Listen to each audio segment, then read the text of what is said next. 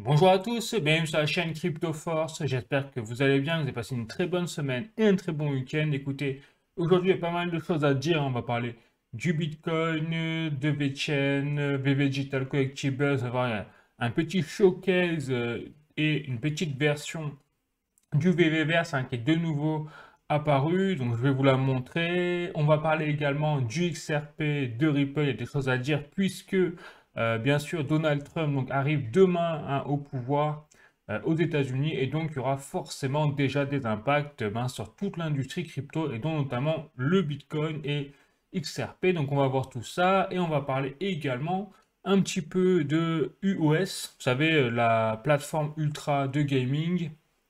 Il y a une nouveauté quand même assez étonnante qui est apparue. Et enfin, on parlera des actualités crypto plus générales, comme d'habitude en fin de vidéo, et des actualités économiques, voire un peu politiques, puisque en ce moment, il y a beaucoup de liens entre l'économie et la politique. Voilà. Et on finira sur les cours traditionnels, sur le CAC 40, le cours de l'or, l'euro par rapport au dollar. Enfin, vous connaissez la chanson. Bon, bah écoutez, si vous êtes chaud, c'est parti. Je vous invite à vous poser tranquillou, parce que là, je pense que la vidéo va durer un petit moment. Donc, si vous voulez rester jusqu'au bout, ce sera avec grand plaisir, avec un petit café ou un sandwich à voir. Allez, à toutes.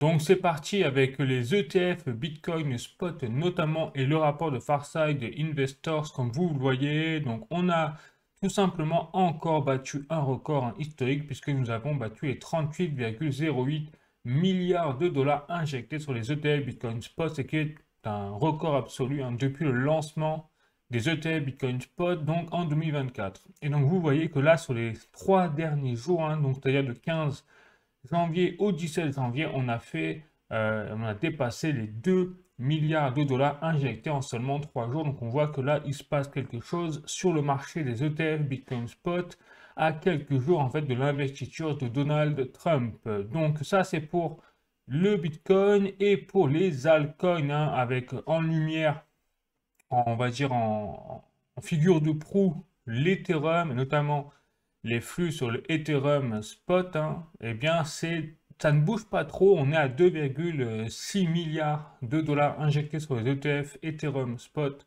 Mais on voit que là aussi, sur les derniers jours, on a eu des flux entrants. Alors, c'est pas des folies, ça ne casse pas des briques. On va dire que le mieux, ça a été le 16 janvier avec 166 millions de dollars injectés sur les ETF Ethereum spot. Mais sinon, dans l'ensemble, bon, ça rattrape, on va dire, les pertes en fait qui ont eu lieu la semaine dernière.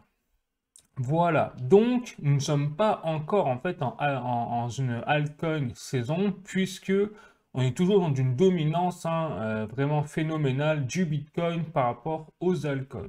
Donc normalement, si on se base, si je prends du recul, si on se base sur les cycles historiques, et selon mon opinion, et je rappelle que je ne suis pas un conseiller financier ni en investissement, tout ce que je dis dans cette vidéo, c'est à titre informatif, vous devez faire vos propres recherches, c'est très important, parce que je n'ai pas de boule de cristal, je ne connais pas l'avenir, et c'est mon humble avis que je vous partage.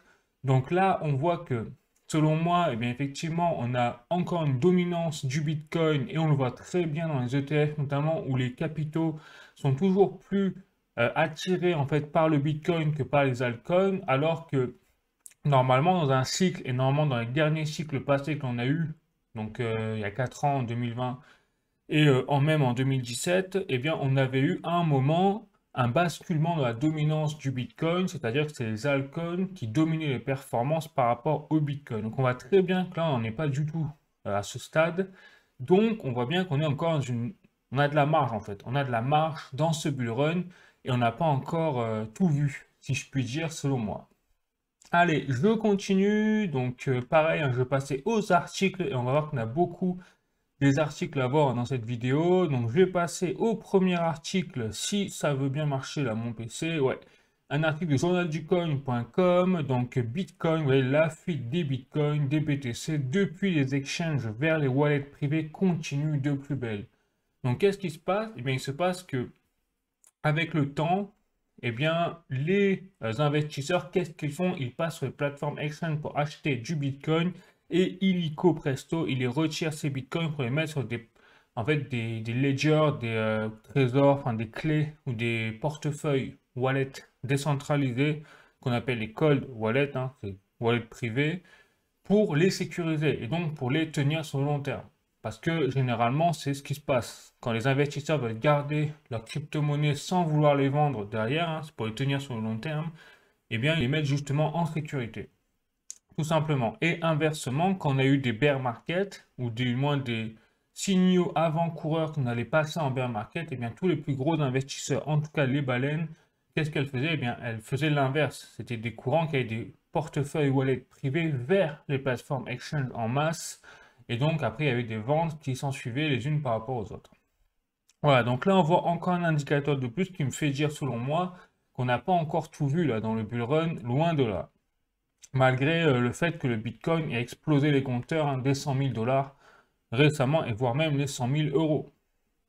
Allez, un autre article cette fois de cointribune.com, le Bitcoin et le Nasdaq s'alignent comme jamais. Alors ça, c'est étonnant, mais pas tant que ça quand on voit qu'en fait maintenant c'est les institutionnels qui sont dans la course, hein, parce qu'on le voit depuis les ETF Bitcoin Spot, les ETF maintenant Ethereum Spot. Donc ce qui se passe, c'est qu'on a de plus en plus un alignement effectivement. Donc là, il y a une corrélation de 0,7. Donc en fait sur 1 hein, par rapport entre le Bitcoin et le Nasdaq. Donc on peut imaginer le fait que plus en fait les institutionnels vont capter des Bitcoins, plus ces institutionnels vont en fait quelque part corréler le Bitcoin au marché traditionnel, en tout cas marché boursier traditionnel. C'est une possibilité. Euh, Après, le Bitcoin quand même reste, enfin, selon moi, la meilleure crypto en termes de décentralisation, mais c'est un peu ce que je craignais aussi dans les ETF Bitcoin Spot, c'est qu'on est le cheval de Troie en fait qui arrive avec notamment BlackRock, hein, et BlackRock en donne un cœur joie puisque c'est les leaders, c'est ceux qui ont le plus de Bitcoin dans leur portefeuille. Et donc, malheureusement, j'ai l'impression qu'on commence à avoir ce genre d'effet qui arrive, c'est que les cours du Bitcoin commencent peut-être à changer. Donc, on va voir sur ce cycle-là si c'est exactement comme dans les cycles passés. Bon, on sera vite fixé, hein, clairement, au niveau du comportement des prix du Bitcoin, s'il y a une influence de la part des ETF Bitcoin Spot là-dessus et des institutionnels. Allez, troisième article, cette fois de Cointelegraph France. Donc, Crypto 1, projet de loi sur la réserve stratégique de Bitcoin présenté en Oklahoma. Et d'ailleurs, il n'y a pas que l'Oklahoma, il y a aussi le Wyoming. Enfin, oui. Donc là, c'est pas moins de 8 États américains hein, qui ont déjà présenté un projet de loi pour mettre en place une réserve stratégique de Bitcoin. Donc c'est une énormité, hein, clairement, qui se passe. Et donc on voit bien que là, on est en train d'assister à un FOMO. Donc déjà institutionnel, hein, c'est le cas depuis 1 an, 2 ans. Mais maintenant, désormais, au niveau des États, alors on est encore sur on va dire des régions américaines, des États américains, mais demain, donc c'est-à-dire que le 20 janvier 2025, on aura l'investiture, l'intronisation de Donald Trump en tant que président, et normalement, la première chose qu'il devrait faire, s'il respecte ses paroles, hein, s'il respecte sa roadmap, si je puis dire, eh bien, c'est de prendre des mesures en termes de crypto-monnaie. Surtout qu'en plus, là, Donald Trump a, je pense que vous avez dû le voir, lancer son shitcoin, son meme coin, c'est-à-dire sa crypto-monnaie, sa propre crypto-monnaie qui est une blague, à son effigie, et elle est en train de faire exploser les compteurs. Donc on voit vraiment qu'on a un président américain qui est totalement à fond dans la crypto en ce moment. Ça lui rapporte un pognon fou hein, actuellement, donc tant mieux si voilà, si tout le monde arrive à s'enrichir là-dessus. Prudence, bien évidemment, enfin moi je vous invite personnellement la prudence parce que ça reste un même coin, il n'y a rien encore derrière, mais comme ça a été lancé par le président américain, bon, les équipes derrière, bon, ne devraient pas faire n'importe quoi quand même. J'espère en tout cas, mais soyez prudents parce que ça reste un shitcoin, quoi. Voilà. Mais n'empêche que là, on voit vraiment qu'il y a une bascule en termes de, je dirais, de paradigme crypto aux États-Unis, hein, totalement, on le voit dans tous les sens, c'est en train d'exploser de partout. Et donc, pourquoi pas, on aura vraiment officiellement, dans la semaine qui vient, l'annonce officielle de la part de Donald Trump en tant que président arrivant, élu et directement à la Maison-Blanche, un projet de loi à l'échelle donc fédérale, hein, c'est-à-dire nationale aux États-Unis, pour mettre en place une réserve stratégique de Bitcoin à l'échelle globale. Voilà. Et là, si ça se passe, même s'il ne le met pas en place, mais qu'il annonce ce projet de loi lui-même de sa propre voix, ça va créer un faux mot vraiment gouvernemental hein, et au niveau des pays à l'échelle mondiale. Voilà. Et là, on aura vraiment un retour du bull run encore plus fort, un peu comme quand on a eu l'annonce que Donald Trump allait être élu, vous savez, en fin d'année 2024. Ils avaient déclenché un énorme bull run court terme, on va dire, sur les crypto-monnaies. Je ne serais pas étonné que là, on assiste à la même chose, si, à condition que Donald Trump donne de vive voix le fait qu'il y aura un projet de loi pro-crypto, quoi. Voilà. Bon, sur ce, je continue, donc avec cette fois euh, un petit tweet de Vivek qui fait référence à un passage, vous voyez, de Michael Saylor, que vous voyez directement dans la vidéo ici. Et donc, Michael Saylor, qu'est-ce qu'il dit dans cette vidéo? Il dit que bientôt, chaque milliardaire donc, achètera du Bitcoin, enfin, voilà, achètera en fait plusieurs milliards de dollars de Bitcoin. Et donc, le choc sur la demande sera tellement énorme qu'on arrêtera de mesurer en fait le Bitcoin en termes de monnaie fiat, dollars, euros, etc. Voilà un peu ce qu'il dit, le monsieur Michael Saylor, qui est le fondateur, je rappelle, hein, de MicroStrategy, et donc de l'entreprise qui achète en masse hein, du Bitcoin et qui est coude à coude avec BlackRock en termes de détention de Bitcoin. Voilà, parce qu'il achète très régulièrement, Michael Saylor, à cause de milliards de dollars hein, à travers son entreprise, du Bitcoin. Voilà un peu où on en est, et voilà ce que l'idée de cette personne, quand même, ce que prédit cette personne sur l'avenir. Bon, allez, donc ce sera tout hein, pour le Bitcoin aujourd'hui, les amis. Je vais passer maintenant à VeChain. Donc notamment, VeChain, regardez, donc là j'ai un petit tweet assez sympa où il récapitule un petit peu l'historique du B3TR, donc l'histoire en tout cas ou le résumé de la fonction de l'essence même de la crypto-monnaie B3TR de VBetterDAO, de la plateforme donc qui est à fond sur la traçabilité et l'écologie, enfin voilà, la transition énergétique si vous voulez, ou surtout les actions du monde réel, puisqu'ils disent que vous voyez là le B3TR, c'est un peu le cœur de vbetter.com, donc vous avez la plateforme, je vous disais, la VBetterDAO. En fait, nous tournons les meilleures actions en fait en récompense crypto avec le monde réel en fait. Voilà. Donc il y a vraiment un tournant aussi qui est en train de se faire là. Je pense qu'on n'a pas réalisé, notamment en 2024, quand VeChain a annoncé la création et l'annonce de vBetterDAO. Moi le premier, hein, je l'admets, j'étais même déçu quand ils avaient fait leur énorme annonce là. Finalement, ça avait déçu quasiment tout le monde. Mais aujourd'hui, force est de constater que ce qu'ils ont créé là, leur plateforme vBetterDAO, commence à avoir énormément de succès. Au point que je vous l'ai montré la semaine dernière, hein, la courbe du B3TR est en train d'exploser. Donc on est monté jusqu'à 0,24 centimes par token. Là, on est redescendu à 0,18 alors je vous fais la vidéo. Mais ça reste quand même énorme par rapport au lancement. On a vu un 0,04 $ par token. Donc on voit qu'il y a un véritable engouement. Il y a de plus en plus de personnes qui utilisent cette plateforme. Puisque en fait, quand vous prenez par exemple votre tasse de café en photo, vous êtes récompensé en token. Et ça, c'est un exemple parmi tant d'autres, mais vous avez également des récompenses quand vous rechargez votre Tesla, vous avez des récompenses quand vous prenez vos factures de courses et que vous avez acheté des légumes, par exemple, parce que c'est en lien avec l'écologie, etc., et avec être en meilleures conditions, hein, better, je rappelle, pour le jeu de mots qu'ils ont fait, eh bien, vous gagnez des tokens. Donc, en fait, en échange vraiment de véritables actions, vous êtes récompensé, quoi. Ça, c'est VeChain, sauf si je me trompe, hein, si je ne connais pas d'autres projets, mais selon moi, c'est le seul vraiment projet qui a mis en place un tel hub aussi puissant, aussi fort, dans le lien entre les actions du monde Real World Asset et les récompenses derrière en token, etc. Voilà. Donc ça, vraiment, c'est quelque chose, je pense, qui va exploser, puisque eh bien, c'est vraiment trop attractif, puisque les gens gagnent de l'argent avec des actions qui, bon, prennent pas 3 heures pour le faire. Voilà. Donc, ça va, je pense, exploser. Et en plus, il y a une utilité réelle derrière, puisque regardez, Ils le disent, hein, donc des actions journalières égales des récompenses en B3TR. Donc voilà, vous buvez votre café, vous faites votre routine, vous faites vos courses, eh bien vous gagnez de la crypto-monnaie. Vous ne changez rien quelque part à votre quotidien, mais cette fois vous gagnez en plus de la crypto-monnaie.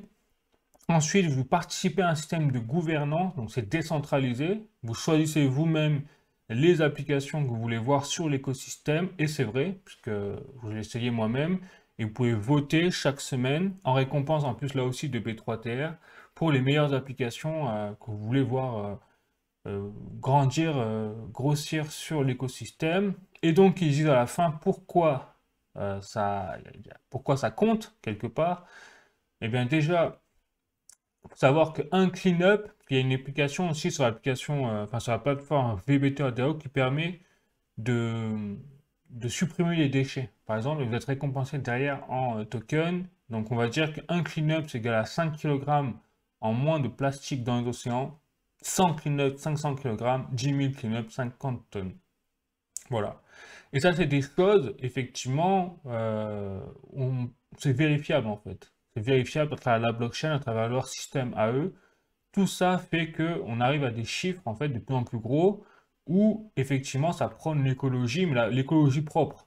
Vous voyez, là, on recycle les déchets. On n'est pas en train de parler de l'écologie à 2 balles où il faut supprimer le méthane des vaches, quoi, par exemple. Voilà. Là, quelque chose de concret, on va dire. Bon, donc vraiment, personnellement, je reste très bullish sur VeChain, donc notamment sur B3TR, bien évidemment, avec la plateforme VBTRDAO. Mais je vous rappelle, il ne faut pas oublier qu'il y a un lien très fort entre le VeChain, donc la crypto-monnaie VET, et la crypto-monnaie B3TR à travers le VTHO. Puisque sur la plateforme VBTRDAO, chaque fois que vous faites une transaction, vous utilisez cette plateforme, vous dépensez du VTHO en frais de gaz. Et plus vous dépensez de VTHO, plus il y a d'impact sur le VeChain, puisque je rappelle que le VTHO, c'est la crypto-monnaie en fait qui est créée par VeChain, entre guillemets, en forme de un VET crée 0,0044 VTHO par jour. Voilà. Donc il y a directement un lien dans cet écosystème. Donc c'est pour les personnes qui disent qu'il n'y a pas de lien entre VeChain et B3TR, que c'est dommage. Ben non, voyez-vous, il y a un lien. Ah donc c'est très positif.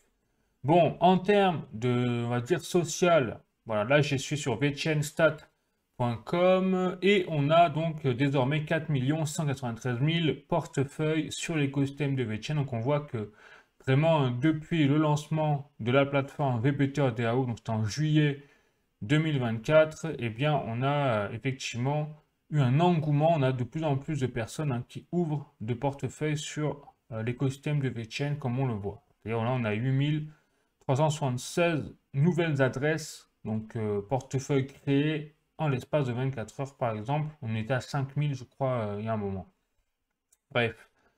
Voilà, donc VeChain continue vraiment son expansion et je pense que ce n'est que le début parce que il y a de plus, enfin forcément, plus il va y avoir d'applications sympas sur la plateforme VBTRDAO, plus il va y avoir d'attractions, de monde, ça va parler, enfin voilà. Donc ça va faire un peu boule de neige, je pense, donc on n'est pas au bout de nos surprises, à mon avis, sur ce projet.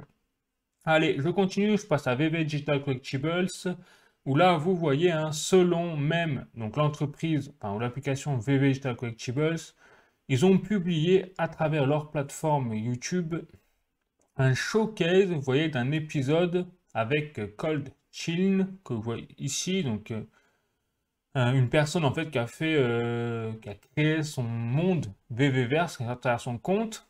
Et donc c'est pour ça que je vais vous montrer quelques extraits pour que vous voyez vraiment à quoi ça sert. Hop,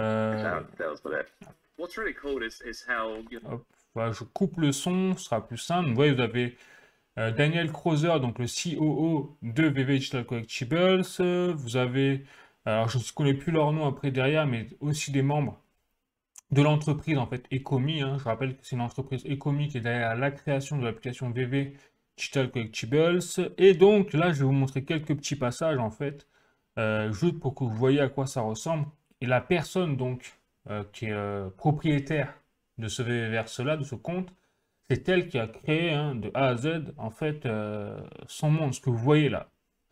Donc, c'est-à-dire que chaque personne, chaque utilisateur de VV pourra créer, en fait, un monde totalement innovant, enfin, différent, avec, voilà, des bâtiments, CNFT, parce que je rappelle que chaque élément que vous voyez présent donc sur cette vidéo, c'est des NFT, sauf bien sûr les arbres, hein. La route, les murs et tout, c'est pas des NFT.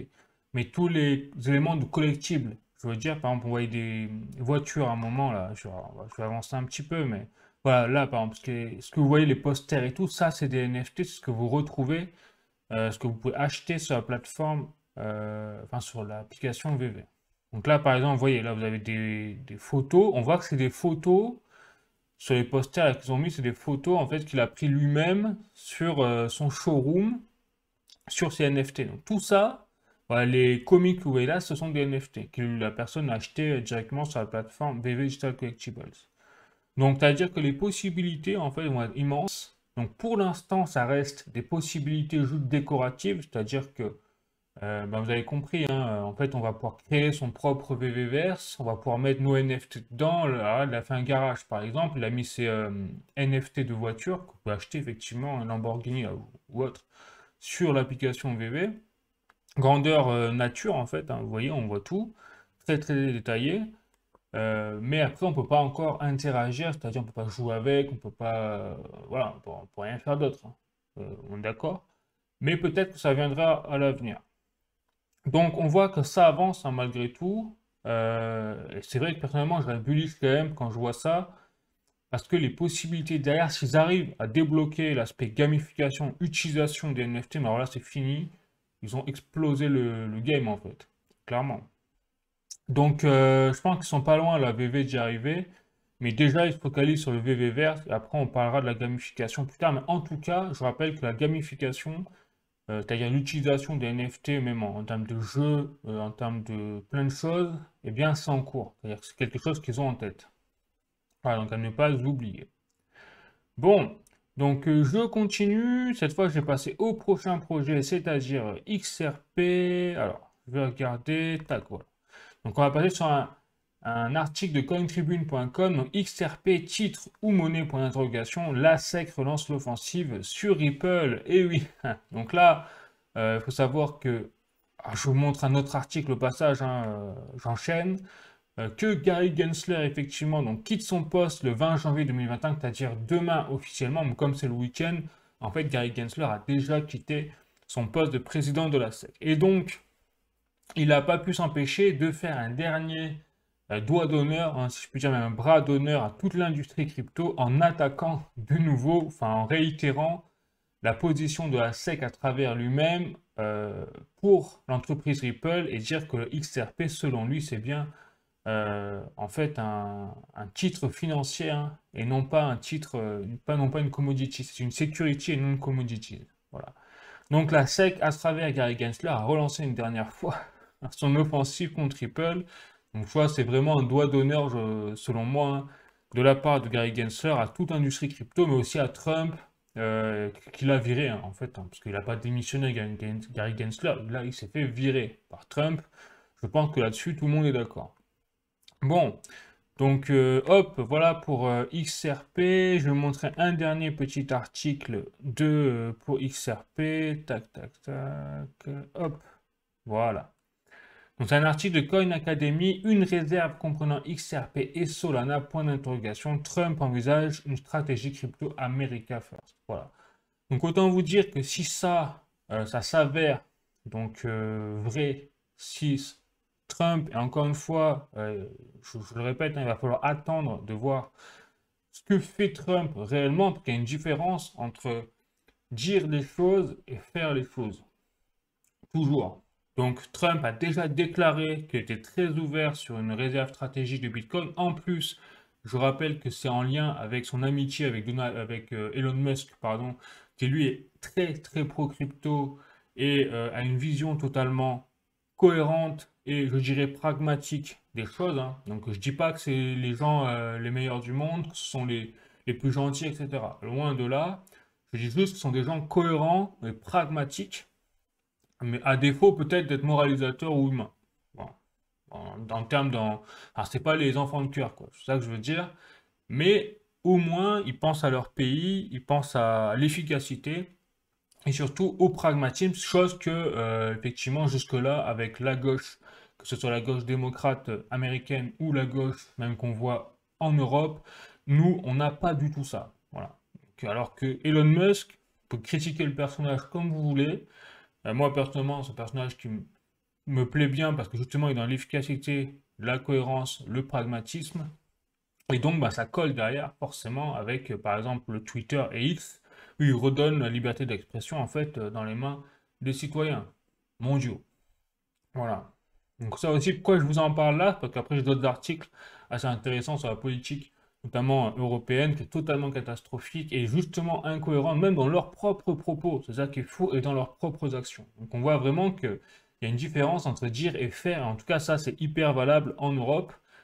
Mais donc, aux États-Unis, on va voir un peu ce que ça donne quand même. Hein, faut rester prudent sur cet aspect-là. Mais en tout cas, Trump, effectivement, envisage une stratégie crypto America First avec des crypto-monnaies, notamment américaines. Et donc, il n'y en a pas 36 millions non plus de crypto-monnaies américaines, c'est-à-dire créées par des entreprises américaines aux États-Unis. C'est le XRP et Solana au niveau du top 10. Voilà. Bon, donc je continue. Cette fois, j'ai passé, hop, je vais repasser sur X et j'ai passé à fetch.ai. Et notamment, c'est un petit moment que je n'avais pas parlé sur l'intelligence artificielle. Donc ça y est, on voit que le narratif, donc je répète, hein, de ce cycle, de ce bull run, c'est vraiment le RWA et notamment l'intelligence artificielle. Donc RWA, je rappelle qu'on a le sommet Hondo le 6 février qui va arriver. Donc notez bien ce calendrier parce que je pense qu'on va avoir des annonces incroyables de la part notamment de la finance traditionnelle. Hein, parce que je rappelle qu'il y aura des grands noms comme BlackRock, Franklin Templeton, enfin Swift et tout qui participeront au sommet de Hondo sur la tokenisation des actifs. Donc le 6 février. Et l'autre narratif, c'est l'intelligence artificielle, hein, comme vous pouvez le voir là, avec Fetch.ai. Et donc, il se concentre sur en fait, le développement des agents autonomes, et qui sont basés sur l'intelligence artificielle, bien évidemment. Donc, ce qu'ils disent là dans leur article, donc Fetch.ai, c'est qu'ils sont en train de créer des agents donc, autonomes, des agents liés à l'intelligence artificielle pour le monde réel, donc avec Fetch.ai. Donc, du coup, c'est vraiment eux qui sont en train de construire, connecter, communiquer et faire des transactions et les appliquer en fait dans le monde réel. Donc on est en train de voir quoi? Ce que je trouvais très intéressant dans cet article, c'est que là ils font le lien Fetch.ai entre l'intelligence artificielle et le real world asset. Donc en fait on a deux narratifs explosifs qui sont même en train de se compléter, de se rejoindre. Et je dirais même qu'en première position, en fait, c'est vraiment la tokenisation de l'actif qui est en train de, je pense, qui est leader dans le narratif actuel. Pourquoi? Parce que c'est tout simplement un découplement de l'économie que l'on connaît aujourd'hui sur tous les niveaux, que ce soit au niveau industriel, que ce soit au niveau même de l'immobilier, que ce soit au niveau des biens communs, qui peut être dédoublé et en fait tokenisé, c'est-à-dire rendu plus efficace, notamment supprimer d'intermédiaires comme les notaires par exemple, pour tout ce qui est succession et la transmission de biens immobiliers, ça sera possible à l'avenir grâce en fait à la tokenisation d'actifs, tout simplement. Voilà. Sauf que si en plus vous couplez tout ça avec l'intelligence artificielle, ben vous avez compris que là on va avoir un monde explosif en termes de possibilités d'efficacité, de tokenisation d'actifs. Et ce qui est en train de se passer, puisque vous voyez, Fetch.ai se concentre sur des agents autonomes qui vont être vraiment focalisés sur améliorer en fait le monde, la vie de tous les jours et le real world asset, c'est-à-dire la tokenisation des actifs quelque part aussi. Voilà. Donc on y est, en fait on est en train de voir vraiment une explosion sur tous les niveaux, et c'est vrai aussi le gaming. Alors c'est vrai que j'en parle pas beaucoup en ce moment là du gaming, désolé je peux pas tout voir, hein. Les vidéos sont déjà assez longues, puis bon, j'ai pas énormément de temps non plus sur une semaine, j'ai qu'un jour où je peux accorder, faire une vidéo sur la crypto-monnaie, donc je m'excuse comme ça à l'avance, hein. Mais voilà, en tout cas on est en train de voir en plus qu'au niveau du gaming, ça c'est aussi un narratif que je trouve puissant, alors qui n'est pas aussi puissant à mon avis que le narratif IA et RWA, bien évidemment, parce que c'est pas les mêmes enjeux, c'est pas les mêmes flux de capitaux qui s'abattent entre guillemets sur ce secteur, mais c'est quand même un secteur qui a une énorme croissance, évolution, parce qu'il y a de plus en plus de gamers de toute façon dans le monde, et en plus on est en train d'assister à une révolution du gaming, c'est-à-dire on passe du web 2.0 au web 3.0. Ça n'a jamais été autant valable cette phrase que pour le monde du jeu vidéo, quoi. Et là, regardez, Fetch.ai, hein, toujours, partage tout simplement le fait qu'ils ont un partenariat avec, vous voyez, GameSwift.io, comme vous voyez ici. Donc, c'est un module, un layer 2, en fait, c'est une blockchain, hein, mais qui se concentre sur l'intelligence artificielle pour, en fait, pour créer des jeux vidéo ou créer une adoption de masse dans le Web 3.0. Voilà. Donc, ce qui se passe, c'est que là, on est en train d'assister, en fait, et j'ai déjà vu je sais pas si vous avez vu des vidéos de votre côté, mais moi, j'ai déjà vu des cas, des vidéos où vous avez des jeux, carrément, qui sont créés de A à Z. Alors, c'est un peu des jeux pourris pour l'instant, parce que bon, c'est compliqué quand même à mettre en place, pourquoi pas, mais qui sont créés par des intelligences artificielles, c'est-à-dire qu'il n'y a aucun être humain qui a bidouillé, qui a créé les codes du jeu. Le jeu a été créé par une intelligence artificielle. Donc ça, c'est quelque chose aussi. Peut-être qu'à l'avenir, dans quelques 5 ans, 10 ans, bah, personne ne sait, mais on aura des jeux de type AAA. Aujourd'hui, il faut des années pour les développer par des développeurs humains, que demain, en une journée, on pourra peut-être voir créés par une intelligence artificielle. Voilà, ça c'est quelque chose aussi qui est en train d'émerger. Voilà. C'est pour ça que on voit bien que le narratif de l'intelligence artificielle, ça est vraiment en train de tout exploser, parce que c'est en train de révolutionner beaucoup de choses déjà. Bon. Allez, je continue, hop. Cette fois, donc, ça va être avec, voilà, toujours dans le gaming, mais je passe en fait quand même à l'actualité crypto plus générale, hein, désormais. Là, j'ai un article de cointribune.com, donc Thomson Computing et Ultra s'associent pour dynamiser la distribution du gaming et renforcer la souveraineté technologique européenne. Donc Thomson Computing, une grosse société quand même, hein, européenne, je rappelle, mais Ultra, forcément, si vous avez suivi déjà mes vidéos depuis un petit moment, vous connaissez, c'est la crypto-monnaie UOS, et c'est notamment la plateforme Ultra qui veut concurrencer Steam, justement dans le gaming, dans les jeux vidéo, en tokenisant, encore une fois, hein, c'est dans Real World Asset, en tokenisant les jeux. Voilà. Et donc là, on a un partenariat quand même, je trouve, explosif, parce qu'on commence à toucher du doigt quelque chose, vous voyez, où on va avoir, en fait, qu'est-ce qui va se passer, que Ultra va en fait mettre sa plateforme Ultra dans les ordinateurs, donc en mode défaut. Vous savez, quand vous achetez un ordinateur, n'importe lequel, dans un magasin, quand vous l'allumez, il y a toute une série d'applications qui sont disponibles par défaut, en mode usine, hein, sur votre machine. Notamment le cas de Internet Explorer, enfin, plein de choses. Et bien là, avec les ordinateurs créés par Thomson Computing, vous aurez, eh bien, par défaut, l'application Ultra qui sera déjà installée en fait sur la machine. Voilà un petit peu ce qui est en train de se passer là. Donc on voit bien que Ultra est en train de franchement pousser des bons partenariats stratégiques, en tout cas au niveau européen. Et donc il faut espérer qu'ils arrivent à gagner des parts de marché, puisque je vous rappelle, hein, qu'il y a la crypto-monnaie UOS derrière là-dessus. Bon, voilà, donc ça avance. Les choses, on voit quand même qu'au niveau crypto, il y a beaucoup de choses qui se passent en fait. Il se passe des choses. Bon, je continue, donc cette fois toujours dans les actualités crypto plus générales, mais cette fois je passe maintenant bien au général. Un article de cryptost.fr, Donald Trump donc, souhaite faire des crypto-monnaies une priorité nationale. Voilà, donc je vous le rappelle, hein, parce que là on a une journée donc, de l'investiture de Donald Trump. Donc on va être fixé cette semaine sur qu'est-ce qu'il va mettre en place, je pense, dans l'urgence déjà sur la crypto-monnaie, et on va voir un petit peu si ce qu'il dit c'est du blabla ou si c'est vraiment du concret. Bon. Ensuite, je repasse donc à d'autres articles, hop, notamment un article de Cointelegraph France, les nouvelles règles DORA de l'UE entrent en vigueur, quelles implications pour les cryptos? Voilà, donc la loi Digital Operational Resilience Act, donc DORA, de l'Union européenne s'applique désormais aux entreprises crypto. Elle élargit le cadre de MiCA et exige des efforts accrus en cybersécurité et gestion des risques.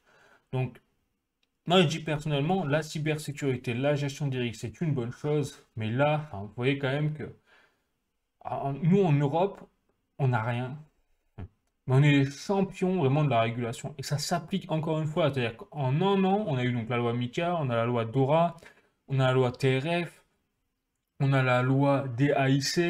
Donc on a quatre lois qui concernent l'ensemble des règles, enfin, de l'industrie crypto.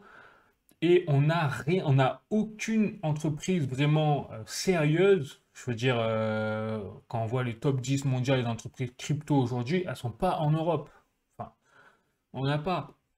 Donc, quand on voit, en plus, on fait le parallèle avec l'intelligence artificielle, quand on fait le parallèle avec les entreprises actuelles, c'est-à-dire les industries, notamment automobiles, pour dire que ça, avec Volkswagen, qui sont en train de couler pour plein de raisons, notamment la lourdeur administrative et les normes européennes, bah, ça fait rêver. Les agriculteurs, qui là sont en train de se révolter parce qu'il y a des normes européennes euh, qui sont en train de les tuer, bah, on y est en fait. C'est-à-dire qu'on voit qu'on a on a un problème de bureaucratie en Europe, on a un problème de technocrates, de fonctionnaires qui ne servent à rien. Enfin, ils servent, hein, mais il y en a trop pour ce qui est. Et donc on n'est plus du tout dans la cohérence, le pragmatisme et l'efficacité.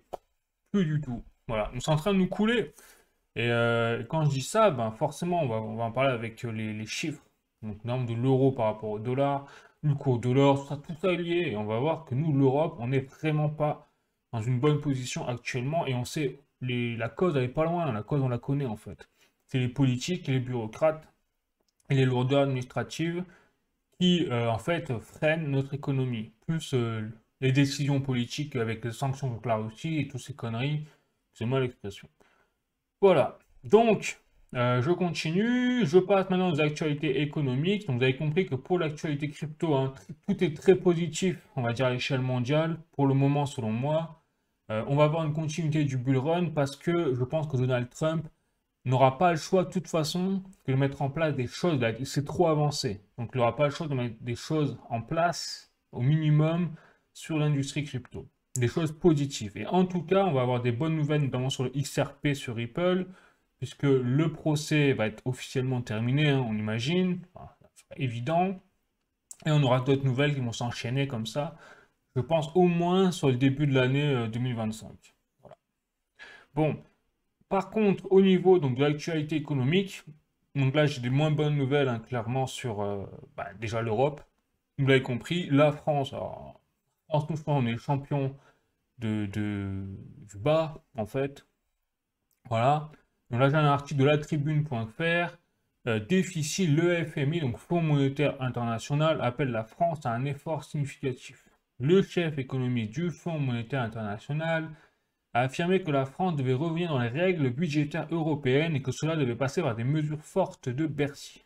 On a parlé aux fonctionnaires de Bercy. Donc oui, ben voilà.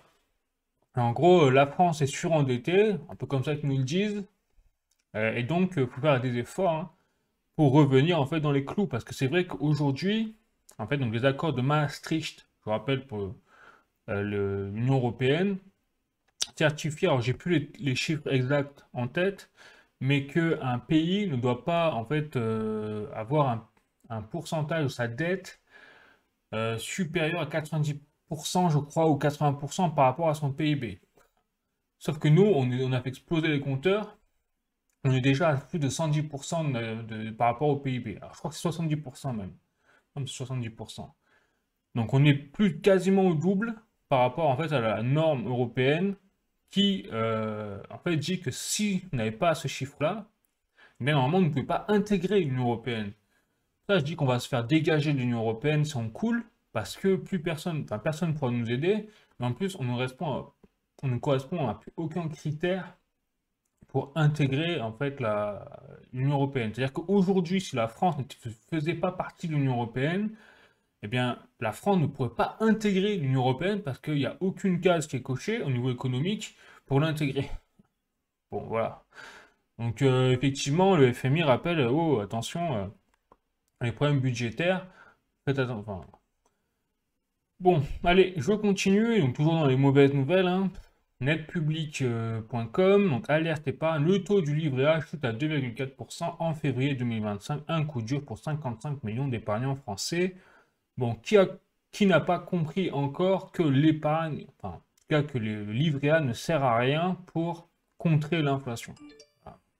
Je pense qu'on a tous compris, en tout cas si vous regardez cette vidéo, que le livret A ne sert à rien aujourd'hui, du moins pour contrer l'inflation. C'est-à-dire qu'aujourd'hui, si vous laissez votre argent sur votre livret A, ben, vous allez perdre de la valeur sur votre argent parce que l'inflation est bien plus forte qu'en fait 2,4%.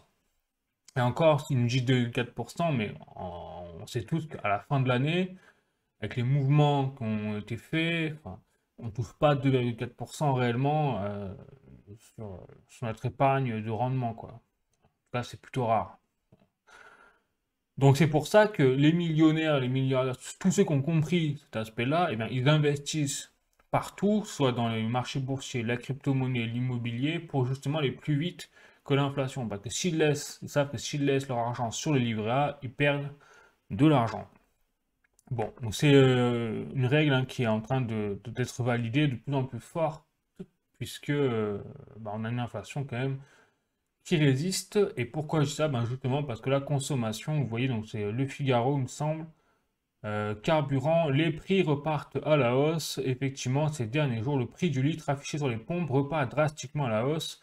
Ben, pourquoi? Pas compliqué, hein. C'est parce que le baril du pétrole, en fait, est en train de repartir à la hausse à l'échelle mondiale. Vous voyez, là, je suis sur prix du baril.com.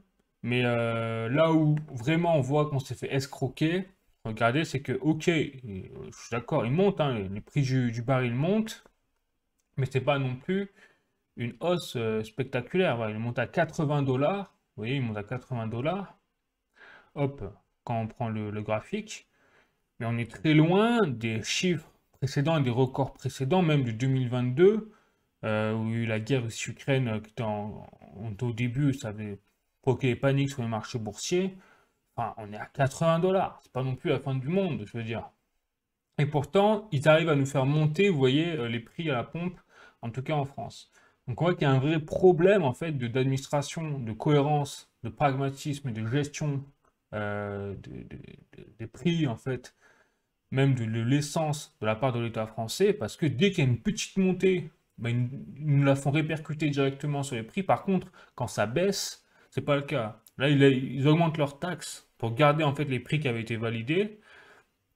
Et nous, en fait, on voit pas la différence. C'est pour ça qu'on est autour des 1,9 euros, quasiment 2 euros le litre à la pompe, alors qu'on devrait être en dessous des 1,5 en fait.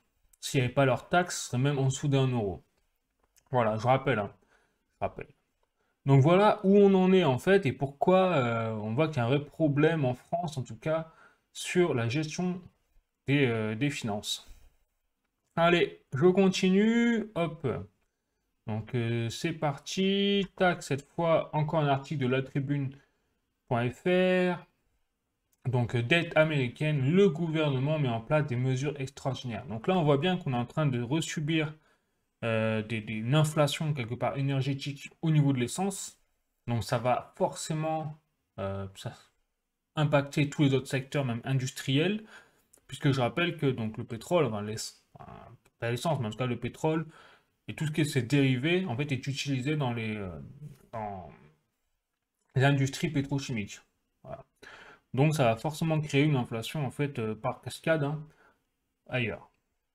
Et donc, c'est pas fini, c'est-à-dire qu'en plus, avec Donald Trump qui arrive au pouvoir, eh bien, il veut mettre en place plusieurs choses, Donald Trump, pour supprimer ou résorber en tout cas la dette américaine. Hein, ils sont dans la même situation que nous au final.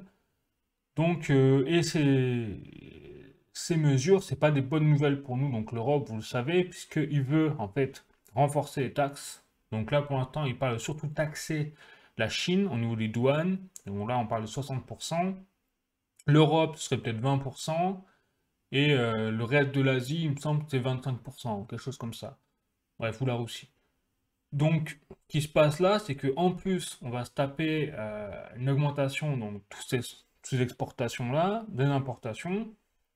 Donc ça va pas être une bonne nouvelle pour l'économie européenne, alors qu'on est déjà dans une situation quand même plutôt catastrophique, on peut dire. Et en plus de ça, donc dans ces mesures extraordinaires, il y aurait le Bitcoin, bien évidemment, et également une baisse des impôts. Parce que lui, je pense que voilà, on retourne, quand je dis que c'est de la cohérence et du pragmatisme, il recentre en fait les intérêts des États-Unis sur les États-Unis. Et il a compris que selon la loi de l'affaire, il me semble, enfin, je vais voir avec les vidéos de Marc Toiti, explique très bien la chose, et bien plus vous imposez en fait des citoyens, donc c'est bien d'imposer, mais si vous imposez trop, en fait, c'est contre-productif. Parce que en fait, vous écrasez l'économie plutôt que de vraiment retirer des recettes, quoi. Voilà. Donc c'est pour ça que le gouvernement de Donald Trump veut également baisser les impôts pour booster l'économie. Voilà. Eux, ils ont compris, quoi. Bref. Allez, je continue. Encore un article, cette fois pour la route, cette fois de Les Échos, l'énorme facture des droits de douane de Trump pour l'économie américaine. Donc c'est ce que je vous disais donc, à l'instant. Le relèvement des droits de douane aux États-Unis aboutira à un surcoût de 640 milliards de dollars pour l'économie du pays, sont les calculs de Boston Consulting Group. Voilà. On va y avoir un changement effectivement de physionomie selon l'article, notamment avec la Chine, puisque elle pourrait renforcer sa présence dans les pays du Sud global, effectivement pour échapper en fait aux douanes des Américains. Donc là, ça va bouger sévère au niveau économique, 2025-2026, ça promet. Donc, hop, un autre article pour la route, cette fois de CNews. Donc, on l'a fait en Roumanie, là je vais passer plus à l'aspect politique. Donc, on l'a fait en Roumanie, il faudra le faire si c'est nécessaire en Allemagne. Thierry Breton évoque l'annulation d'élections face aux ingérents d'Elon Musk. Donc, ça, vous avez forcément entendu parler de cet aspect-là. Mais ce qui est marrant, c'est que cette même personne qui se permet de donner des leçons comme ça d'ingérence aux États-Unis, qu'est-ce qu'il fait? Et bien là, j'ai un autre article de Le Monde. L'ancien commissaire européen Thierry Breton rejoint un conseil consultatif de Bank of America, c'est-à-dire une entreprise, une banque américaine. Voilà. Donc, il dénonce quelque part l'ingérence américaine dans les élections donc, législatives d'Allemagne. Il se dit, ben, on va faire, nous en Europe, on va faire une ingérence comme on l'a fait en Roumanie, c'est-à-dire on va empêcher, on va annuler les élections. Ok. Et en plus, derrière, il se permet, donc quelques temps après, de rejoindre en fait l'entreprise américaine Bank of America, alors qu'il a forcément, il a des connaissances et des secrets quand même européens, quoi. Enfin, pas besoin d'être une lumière pour comprendre qu'il y a des... Enfin, quand même. Donc, le comité d'éthique a donné un feu vert au pantouflage. C'est pas moi qui le dis, c'est Le Monde, hein. C'est Le Monde qui le dit. Au pantouflage de l'ancien responsable du marché intérieur dans l'exécutif européen, en dépit des critiques. Donc vous imaginez quand même que c'est un ancien responsable du marché intérieur de l'Europe, donc européen, qui va bosser pour une entreprise américaine, donc sur pas n'importe laquelle, c'est la Bank of America, c'est une des plus grosses banques américaines. Donc là, conflit d'intérêts, je comprends même pas comment on peut avoir un comité d'éthique qui a donné son feu vert. Je comprends pas. Voilà. Et le monde apparemment a quand même un pantouflage, pas mal dit, mais en gros c'est ça. Voilà. Donc voilà le monde dans lequel on vit en Europe en fait. Et cette même personne se permet en fait de critiquer Elon Musk et de dire on va annuler les élections en fait comme on l'a fait en Roumanie. Donc déjà il a avoué qu'en Roumanie en fait l'Europe a annulé les élections parce que ça leur convenait pas. Et donc comme Elon Musk a une ingérence américaine dans les élections là, mais c'est pas l'ingérence américaine qui gêne, c'est l'ingérence d'Elon Musk plutôt et donc quelque part du gouvernement Trump. Forcément on a compris puisque Musk va gérer donc le secteur Doge, enfin, le département Doge, c'est-à-dire pour réduire justement les dépenses américaines. Voilà donc quel monde. Donc là on voit bien qu'il y a un problème en Europe, que notre problème à nous, en Français et Européens, c'est vraiment d'abord les politiques, et ensuite les politiques, et encore les politiques. Voilà, je pense que si on règle déjà ce problème-là, eh bien, on pourra ensuite parler d'autres choses. Bref. Donc, on n'est pas sorti de l'auberge. J'ai les chiffres, évidemment. Alors, bonne nouvelle, voilà. Au moins une bonne nouvelle, c'est le CAC 40 qui repart à la hausse. Alors ça, c'est super, enfin, on va dire. C'est une bonne chose parce que vous voyez, regardez, sur 6 mois, on a plus 2,33%. Mais ce qui est bien, c'est qu'on voit que ça repart plus vite là que le S&P 500. C'est-à-dire sur un mois, regardez, sur un mois, on a 5,69% de hausse pour le CAC 40 et le marché français, contre le 2,21% pour le S&P 500. Donc on voit que là, c'est une bonne chose. Pareil, sur les 5 derniers jours, vous voyez, ça part à la hausse. On dépasse le S&P 500 en termes de performance. Et sur le dernier jour, c'est pareil, on dépasse là, le performance du S&P 500. Donc on dirait qu'on est en train de faire un petit rattrapage là au niveau du marché boursier français sur les dernières pertes qu'on avait eues par rapport au marché américain. Donc là, c'est bien. Par contre, mauvaise nouvelle, hein, malheureusement, ouais, on peut pas tout savoir, hein, sur le cours de l'euro par rapport au dollar, c'est que ça continue méchamment de chuter. Ce que vous voyez sur 6 mois, bon ben voilà, on est en train de... On fait creuser en fait le sol, hein, on touche le sol et on creuse, puisque l'euro a atteint voilà, les 1,027 dollars. Donc on est très proche au final de la parité 1 euro pour 1 dollar, ce qui n'était pas arrivé quand même depuis très longtemps. Ça arrivait une fois, il me semble, sur 10 ans. Voilà, ça arrivait une fois quand on a eu la guerre en Russie-Ukraine, enfin le début de la guerre Russie-Ukraine en 2022.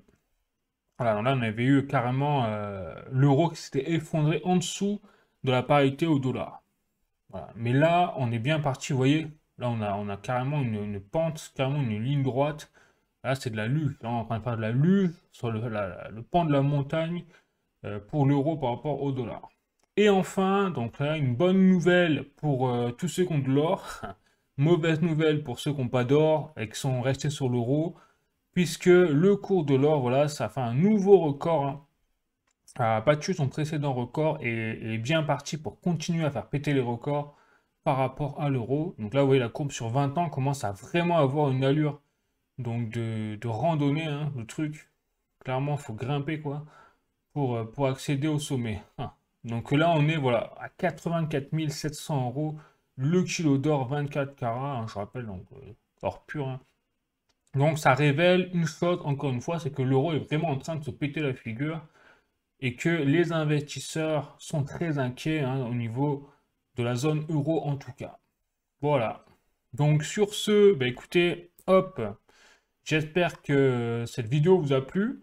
Donc n'hésitez pas à mettre un like, à vous abonner pour soutenir la chaîne. Vraiment, ça fait toujours plaisir d'être toujours plus nombreux. D'ailleurs, je vous remercie au passage, hein, les amis, pour les commentaires, les likes. Ça fait toujours plaisir. Et puis sinon, bah, écoutez, je vous dis à la semaine prochaine. Prenez soin de vous. Et puis la bise. Ciao.